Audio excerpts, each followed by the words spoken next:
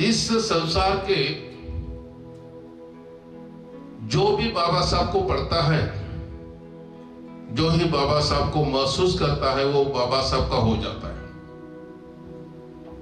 अभी तो अमेरिका के राष्ट्राध्यक्ष ट्रंप, वो भी बाबा साहब के प्यार में आ गए।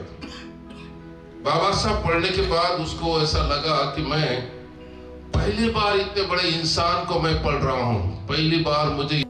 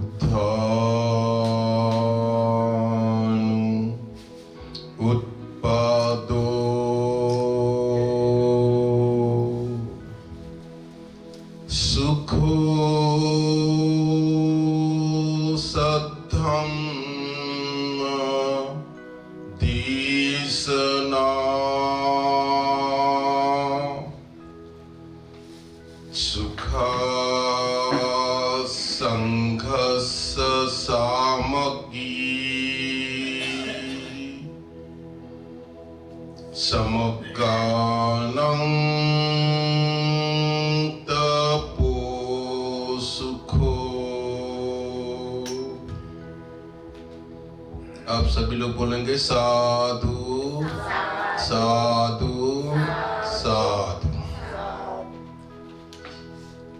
विश्व वंदनीय महाकारुणिक तथागत सम्यक संबुद्ध, तथागत सम्यक संबुद्ध ने जो इस संसार में सबसे महान और श्रेष्ठ सद्धम्म दिया, ऐसा सद्धम्म, और उस सद्धम्म पर आरूढ़ होके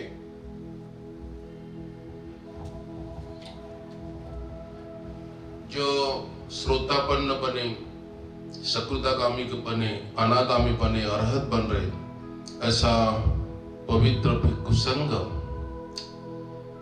बुद्ध रत्न, धम्म रत्न और संघ रत्न को जिन्होंने हमें दान दिया, ऐसे संसार के महादानी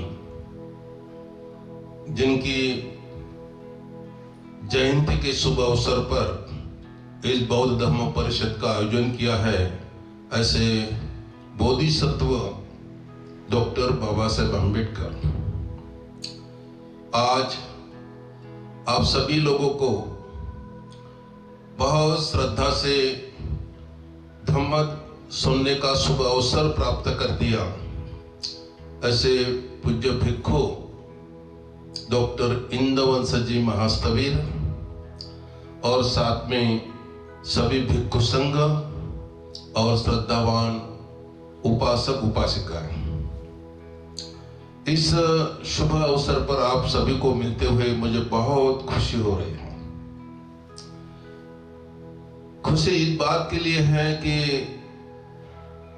जो हमारे परम पिता है, जो बोधिसत्व है, जिन्होंने महान क्रांति किया है, न भूतो न भविष्यति, ऐसे क्रांतिकारक बोधिसत्व बाबा साहब की जयंती अभी परसों के दिन पूरे संसार में, पूरे वर्ल्ड में बहुत ठाट बाट से मनाई जा रही है।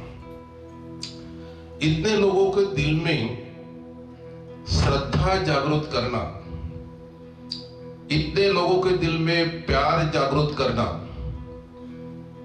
इतने लोगों के दिल में बसना, ये कुछ आसान बात नहीं। परिवार के लोगों के मन में श्रद्धा होती है, परिवार के लोगों को दिल जीता जाता है। माँ बच्चों से प्यार करते हैं, बच्चे माँ से प्यार करते हैं, माँ बाप से प्यार करते हैं। लेकिन ये बोधिसत्व बहुत ही अनोखे बोधिसत्व हैं। इस संसार के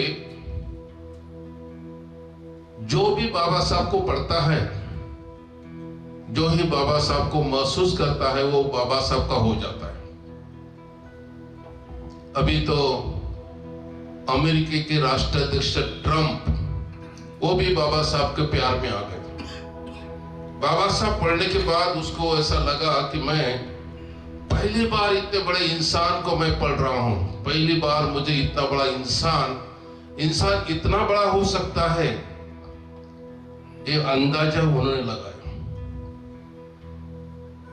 उन्होंने अपने देश में बच्चों के स्कूल में बाबा साहब के क्लास शुरू कर दिए, बाबा साहब के जीवन चरित्र पर क्लास शुरू कर दिए। अमेरिका जैसे देशों में बच्चे लोग बाबा साहब को पढ़ रहे हैं। सादी बात नहीं, ये बहुत बड़ी बात है।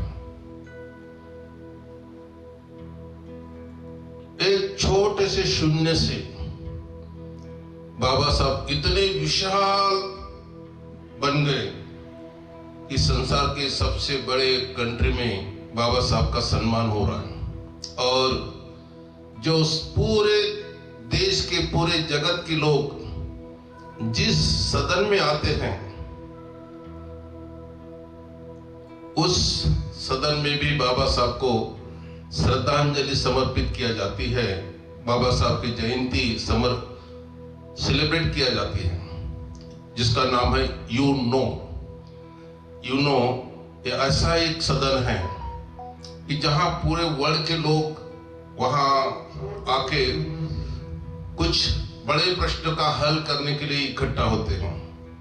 उस यूनो में बाबा साहब की जयंती बड़े धूमधाम से होती है। बाबा साहब के जीवन चरित्र पर व्याख्यान होते हैं, बाबा साहब का जीवन चरित्र बताया जाता है, बाबा साहब का कार्य बताया जाता है और पूरे वर्ल्ड के लोग सुनते हैं। बहुत लोग ऐसे बोल रहे हैं कि बाबा साहब अगर हमारे देश में पैदा होते, हम बाबा साहब के लिए ऐसा करते, वैसा करते, बड़े गर्व से बात करते बाबा साहब के संदर्भ में। लेकिन भारत ऐसा देश है जिस देश में सभी जाति धर्म को लोग हैं, लेकिन उन्होंने बाबा साहब को समझा नहीं। बाबा साहब ने अपने घटना में, कॉन्स्टिट्यूशन में सभी पिछड़े जाति के लोगों को सभी सहूलत और सभी सुविधाएं दिया है, चाहे वो मांग हो, महार हो, चंबार हो, भंगी हो, मैतर हो। बहुत पिछड़े लोगों के, आदिवासी लोगों के लिए, सभी के लिए बाबा साहब ने सुख सुविधा करके रखे हैं। एजुकेशन के दरवाजे उनके लिए भी खोल के रखे हैं। बाबा साहब को कोई उम्मीद नहीं कि उन लोगों ने मेरी जयंती करना चाहिए, उन लोगों ने मेरे नाम का जय जयकार करना चाहिए। बाबा साहब को बहुत गुस्सा था हिंदू धर्म पर, लेकिन बाबा साहब ने हिंदू धर्म पर भी गुस्सा प्रकट नहीं किया। तो हिंदू लोगों के लिए भी बहुत सारे सुख सुविधा कॉन्स्टिट्यूशन में उन्होंने लिख के रखा है। मतलब बाबा साहब का गुस्सा कहीं भी प्रकट नहीं हुआ। ये बोधिसत्व का लक्षण होता है कि बोधिसत्व सोचता है तो हर एक का कल्याण सोचता है, चाहे वो उनके शत्रु हो, चाहे उनके मित्र हो। बाबा साहब को क्लास के बाहर बिठाया, बहुत गुस्सा होता होगा बाबा साहब के मन में उस समय उस ब्राह्मण टीचर के बारे में, लेकिन उन्होंने वो गुस्सा प्रकट नहीं किया। बहुत जगह बाबा साहब का इंसल्ट करने का प्रयास किया गया, लेकिन वहीं बाबा साहब शांत रहे। महात्मा गांधी ने बार बार बाबा साहब को अपमानित करने का प्रयास किया, फिर भी बाबा साहब ने महात्मा गांधी को अच्छा ही बोला। बाबा साहब चाहते तो बहुत कुछ कर सकते थे, लेकिन बोधिसत्व का जो मन होता है वो बड़ा करुणा से भरा हुआ होता है। जैसा बुद्ध पुरुष का मन होता है, बहुत करुणामय, बहुत प्रज्ञामय, लोक कल्याण के लिए उनका हृदय बड़ा करुणामय रहता है। भगवान को बहुत सारे लोगों ने गालियां दी, बहुत सारे लोगों ने भोजन नहीं दिया समय पे, बहुत तकलीफ उठाई भगवान बुद्ध ने, लेकिन कभी क्रुद्ध हुआ, बुद्ध कहीं क्रुद्ध हुए, ऐसा कहीं भी लिखाया नहीं गया और न कहीं बताया नहीं गया। तो बोधिसत्व भी बुद्ध के राह पर चलते हैं और बोधिसत्व भी बुद्ध के राह चलते हुए ये छोटी छोटी बातें पर ध्यान नहीं देते, गुस्सा प्रकट नहीं करते। बाबा साहब को कम गुस्सा नहीं आता था। बाबा साहब गुस्से के बारे में बहुत ही तेज थे, बहुत तेज थे, लेकिन उतना ही तेज उनके पास करुणा भी थी। मतलब अंगार लग गई तो बारिश भी बरसाते थे, उस अंगार को शांत करते थे कि नहीं, मेरे हाथ से ऐसी कुछ गलती नहीं होना चाहिए। आज इतिहास साक्ष्य है, आज के तारीख में नेहरू के बारे में क्या नहीं बोला जाता है। आज के तारीख में गांधी के बारे में गंदी गंदी बातें बोली जाती है। ये फॉरेन में जाते थे तो कैसे इश्यू करते थे, क्या क्या लेडीज के साथ कैसे बर्ताव करते थे। बहुत नेताओं के बारे में उनका उखाड़ पुखाड़ कर ला रहे हैं। आरएसएस के जो बहुत बड़ा पंतप्रधान हो चुके हैं, उनका भी स्टोरी कल परसों व्हाट्सएप पे आ गए कि उनकी नैतिकता क्या थी। वो भी व्यभिचारी थे, वो शुद्ध कर दिया। किसी शादीशुदा औरत के साथ संबंध था, उनको एक बेटी भी हुई थी। जो क्या लिख रहे हो, क्या नाम हो पंतप्रधान का? वाजपेयी साहब। वाजपेयी साहब दिखने में बड़ा हैंडसम और बहुत बोलने में बहुत ही चतुर। तो एक अच्छा सा औरत के साथ उनका संबंध रिलेशन रहा और उनको बेटी भी हो गई और बूढ़े होने तक उन्होंने उनकी सेवा लिया। तो मरने के बाद क्यों ये लोग प्रकट कर रहे हैं? वाजपेयी को मरने से बहुत दिन हो गए, लेकिन आज भी उनका चरित्र लोगों के सामने रखते हैं और बताते हैं कि देखो ये आरएसएस वाले, देखो ये आरएसएस वाले कितने गंदे लोग थे। उसी तरीके से बाबा साहब को ढूंढने का बहुत कोशिश कर रहे लोग कि बाबा साहब इतने साल कहां थे, उतने साल कहां थे, वहां से वहां थे, कैसे थे। लेकिन बाबा साहब के बारे में बुराई किसी की नजर में नहीं तो अभी तक न जाने उन लोगों ने क्या ढोल पीटते थे, क्या नहीं बताते थे। और उनको ये भी मालूम हो गया कि बाबा साहब के अनुयायी बहुत तेज तरार है, प्रति उत्तर देने में पीछे नहीं है और समय पे कुछ भी करने के लिए तैयार होते, बाबा साहब के लिए जान देने के लिए तैयार होते हैं। ये बड़ी बात लोगों को दिमाग में आ गई है, इसलिए भी बाबा साहब के बारे में बुरा बोलना उनको बहुत महंगे होते हैं। अभी तो सरकार ने भी जेआर करके रखा है, अगर कोई बाबा साहब के बारे में भला बुरा बोलेगा तो कानून के हिसाब से उसको शिक्षा बन जाती है। बाबा साहब का कोई पुतला तोड़ेगा, उनको भी बड़ी से बड़ी शिक्षा होती है। उनके बारे में कोई भला बुरा बोलेगा, उनको भी शिक्षा होती है। तो इन लोगों के बारे में क्यों बोला जाता है? क्योंकि उनका चरित्र उतना अच्छा नहीं है। इसलिए बाबा साहब बड़े ताकत से बोलते थे कि मैं मेरा चरित्र इतना शुद्ध रखा हूं कि जैसा धुआ हुआ जो चावल होता है एकदम क्लीन स्वच्छ, वैसा मैंने मेरा चरित्र रखा है। भला ही वो अमेरिका में रहे, लंदन में रहे, ठंड प्रदेश पे रहे, फिर भी वो आत्मविश्वास से बताते कि मैंने मेरे जीभ पर शराब का एक बूंद भी नहीं रखा। तो ये जो आत्मविश्वास है, और इसी आत्मविश्वास के बल पे और इसी शील के ताकत के बल से, शील की पावर इतना जोरदार था बाबा साहब के पास कि बाबा साहब अकेले थे और उसके विरुद्ध में हजारों लोग थे। चाहे वो सत्याग्रह हो कालाराम का, चाहे वो सत्याग्रह हो महाड़ का पानी का, अकेले बाबा साहब थे। जनता तो थी छोटी मोटी, लेकिन बाबा साहब को अपने चरित्र पर बहुत बड़ा विश्वास था और इसलिए बाबा साहब को कोई हाथ नहीं लगा पाया। बाबा साहब धमकियां बहुत आती थी बाबा साहब को। जब महात्मा गांधी उपोषण करने बैठे तो बहुत सेठ साहूकार लोग बाबा साहब को धमकियां देते कि देखो, अगर महात्मा गांधी का कुछ बुरा हो गया, मतलब महात्मा गांधी उपोषण में मर गया, तो हम भी तुमको बिजली के खंभे को फांसी चढ़ा देंगे। इतने बड़ी बड़ी धमकियां आती थी और रमाबाई उस धमकियों को घबरा कर बहुत बीमार होती जा रही थी, बहुत बीमार। बाबा साहब समझाते थे कि रामू, इन लोग कुछ नहीं कर सकते मेरे बारे में, इन लोगों में ताकत नहीं, इन लोगों में सील की पावर नहीं जो मेरे पास है। लेकिन रमाई, बहुत औरत का दिल कैसा होता है, इन सभी बातों को सुनते सुनते रमाई को बहुत बड़ा बीमारी हो गई और उसी बीमारी में रमाबाई चल बसी। बाबा साहब ने भी सोचा कि अगर महात्मा गांधी हमारे भले पे तो है नहीं, अगर ये अनशन में मर गया तो हमारे लोगों को बहुत तकलीफ हो जाएगी। तो ये सोचते हुए बाबा साहब ने अपने मन में करुणा लाई कि नहीं, ये महात्मा गांधी जीवित रहना चाहिए।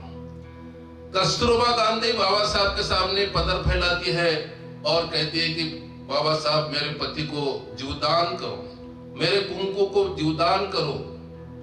बाबा साहब को ये भी दया आती है और बाबा साहब उस पुणे करार पर साइन करके बहुत दुखी हो जाते हैं, बहुत दुखी हो जाते हैं। और ये पुणे करार महात्मा गांधी को पसंद नहीं था। महात्मा गांधी ये चाहते था कि चातुर्वर्ण चौकट इस भारत में वही रहना चाहिए। ये सब लोगों ने चातुर्वर्ण चौकट पे रहते हुए ब्राह्मण की, क्षत्रिय की, वैश्य की सेवाएं करना चाहिए। शूद्र लोगों ने बिल्कुल तरक्की नहीं करना चाहिए। एक बार उन्होंने बाबा साहब को बोला कि मैं भी दलितों को लिए काम करता हूं, मैं भी दलित सुधारने के लिए मैं बहुत बड़ा फंड कांग्रेस का दिया है और मैं उनके लिए काम कर रहा हूं। तब बाबा साहब ने उनको समझाया कि मिस्टर गांधी, बाबा साहब गांधी को कभी महात्मा नहीं बोलते थे। महात्मा इसलिए नहीं बोलते थे कि उनको महात्मा का एक भी गुण मिस्टर गांधी में दिखाई नहीं देते थे। तो बाबा साहब डायरेक्टली उनको मिस्टर गांधी बोल के बोलते थे कि मिस्टर गांधी, माता का प्रेम और दाई का प्रेम बहुत फर्क होता है। माता माता होती है और दाई दाई होती है। वैसा तुम हरिजनों पर दाई का प्रेम कर रहे हो। क्या कर रहे हो? लोगों को हरिजन बोल के भगवान के बच्चे, हरिजन म्हणजे हरि म्हणजे देव, जन म्हणजे लेकरू, देवाचे लेकरू। फिर ये देवा भगवान के बच्चे हैं तो तुम किसके बच्चे हैं? तुम इनको हरिजन बोल के नीचे में और नीचे दिखाना चाहते हैं तो तुम किसके बच्चे हो? तो महात्मा गांधी के पास जवाब नहीं था। महात्मा गांधी को लगा कि नहीं, बाबा साहब के सामने मैं नहीं टिक सकता। तो फिर बाद में बाबा साहब ने उनको बचाया और उसको नया जिंदगी जीने के लिए बाबा साहब ने प्रयास किया। तो ये करुणा भी थी बाबा साहब में कि चलो इस कार्य की वजह से महात्मा गांधी नहीं मरना चाहिए। तो ऐसे बहुत सारी घटनाएं बाबा साहब के सामने प्रस्तुत हुई, लेकिन बाबा साहब का मन बुद्ध धम्म संघ के और भगवान बुद्ध की जो महाकरुणा है, वो महाकरुणा का गुण, 10 पारमिताओं में महाकरुणा, करुणा भी एक गुण है। 10 पारमिता में दान पारमिता, शील पारमिता, निष्कर्म पारमिता, वैसा ही करुणा पारमिता है। तो वो पारमिता पूरी करने के लिए, उस पारमिता को ठेस नहीं लगने के लिए महात्मा गांधी को बाबा साहब ने बचाया। अगर बाबा साहब ऐसे अनशन करके बैठते थे तो कदापि महात्मा गांधी नहीं बचाते थे। महात्मा गांधी के मन में, दिल में बहुत दुष्टता थी बाबा साहब के बारे में, लेकिन बाबा साहब के मन में दुष्टता आने के बाद भी उन्होंने मैत्री भावना करके उनको बचाया। तो बाबा साहब ने जब से केळुस्कर गुरुजी ने उनको किताब दिया था बुद्ध और उनका चरित्र, तब से बाबा साहब ने अपनी पुण्य पारमिताओं करने के लिए बहुत लगन से पुण्य पारमिता करने का संकल्प किया कि मुझे ही बोधिसत्व बनना है। बोधिसत्व बनने के बाद ही बुद्ध बन सकता है, तो मैं भी बोधिसत्व बनूंगा। तो दान पारमिता के लिए मुझे क्या करना होगा, शील पारमिता पूरा करने के लिए मुझे क्या करना होगा, इसका गंभीरता से स्टडी करते हुए बाबा साहब ने ये 10 ही पारमिता अपने जीवन में पूरा करने के लिए पूरी कोशिश किया है। इसीलिए इस संसार में नंबर 1 का लीडर बाबा साहब को घोषित किया जाता है। बहुत लीडर है, लेकिन इस पारमिताओं से भरने वाला लीडर बहुत कम है। दान के लिए उन्होंने बहुत सारा दान किया, दान पारमिता करते हुए अपने परिवार के लिए कुछ नहीं रखा, बस कॉलेज बनाते रहे, बड़े बड़े कॉलेज बनाए, हॉस्टल्स बनाए, बच्चों को पढ़ाने के लिए बहुत कोशिश करते रहे कि ये बच्चे पढ़ेंगे, मेरी दान पारमिता बनेगी। बौद्ध धर्म का दीक्षा देने का उद्देश्य भी यही था कि ये लोग पीढ़िया धर्म का रक्षण करेंगे, धर्म का आचरण करेंगे और अपनी पुण्य पारमिता करेंगे, साथ साथ मेरी भी पुण्य पारमिता होगी। शील का पालन बाबा साहब ने किया और शील का सदाचार का लोगों को सिखाया, तो यही लोगों को यही पारमिता का पालन लोग करेंगे। तो 10 पारमिताओं का पालन अभी शुद्ध बौद्धों में कुछ अंश में क्यों ना हो, लेकिन होने जा रहा है। तो इस तरह से बाबा साहब बोधिसत्व की ये महान देन हमारे भारतवासियों के, जैसा सम्राट अशोक ने 84,000 बुद्ध विहार बना के भगवान बुद्ध का सत्य इतिहास हमारे सामने प्रकट किया। अगर राजा अशोक नहीं होते तो हमारे पास तक बुद्ध धर्म नहीं आता, क्योंकि इतने सालों 2500 सालों की बात पहुंचाना बहुत मुश्किल है। तो उन्होंने बुद्ध विहार बनवाए, स्तूप बनवाए, ये लेनी करवाए। लेनी के वजह से भी हमें हिस्ट्री मालूम हुआ और सम्राट अशोक का कार्य हमको बौद्ध बनाने में बहुत सहायक था। मतलब बाबा साहब ने भी राजा सम्राट अशोक के ओर से ही सब कुछ सीख लिया। जो अशोक चक्र है बाबा साहब ने वहीं से उठाया और अपने तिरंगे ध्वज पर चिपकाया। जो स्तंभ है वही राजा अशोक के पास से उठाया और अपने चलनी नोट पर वो भी उसको चिपकाया। राष्ट्रपति के पीछे में वहीं भी वो 4 सिंह वहां लगा दिया। तो बाबा साहब ने उस समय में, नेहरू के माइंड में, गांधी के माइंड में, ये बाबा साहब ने जो बुद्धिस्ट सिंबल है वो डाल देते वक्त कितना कष्ट हुआ होगा, कितना ताकत से बनाया होगा। तो ये बुद्धिस्ट सिंबल डाल के बाबा साहब ने भारत बौद्धमय करने का जो सपना देखा था, तो उन्होंने वो सपना पूरा किया है। अभी हमको हमारा सपना पूरा करना है। हमको खुद को बुद्ध बनने के लिए हमको बुद्ध धर्म पर चलना है। तो हम बुद्ध धर्म में चलेंगे तो बाबा साहब का सपना और पूरा हो जाएगा। तो वो सपना पूरा करो, यही मैं यहाँ बौद्ध धम्म परिषद और बाबा साहब के जयंती के शुभ अवसर पर इसी तरह से ये धम्म देशना तक पूर्ण विराम करने जा रहा हूँ। डॉक्टर भिक्खु इंदवत जी ने सुविधा दिया और आप सभी लोगों ने बहुत शांति से मुझे सुना। मैं आपको सभी को धन्यवाद देता हूँ, मंगल कामना करता हूँ। साधु साधु साधु। बुद्धं नमामि, बुद्ध को नमन करता हूँ। धम्मं नमामि, धम्म को नमन करता हूँ।